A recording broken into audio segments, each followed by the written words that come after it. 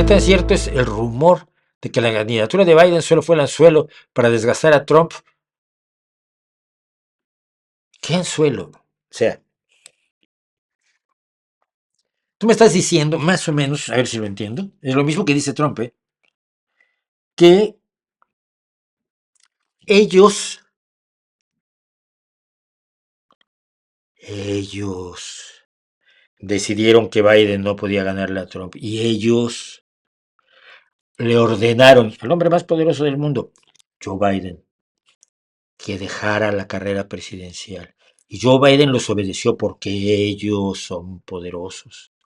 Y entonces pusieron a Kamala Harris. No es que Biden dijera, oye, este es mi vicepresidenta, es la mejor candidata que tenemos a la mano, y que otros demócratas que tienen sus cuotas de poder dijeran, es la mejor opción que tenemos, apoyemos a Kamala Harris. No, ellos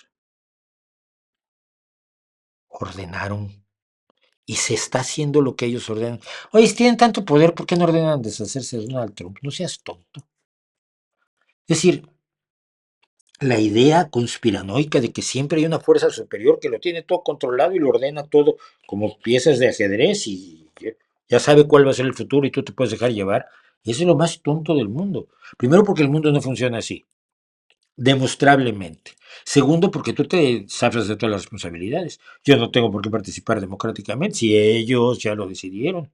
Las fuerzas superiores, los verdaderos, los superiores desconocidos, decía un amigo mío para burlarse de los conspiranoicos, los Illuminati, los reptilianos. No, si así fuera, todo estaría funcionando perfectamente como ellos quieren. Ellos, porque también hay un ellos, y ellos no controlan a Trump.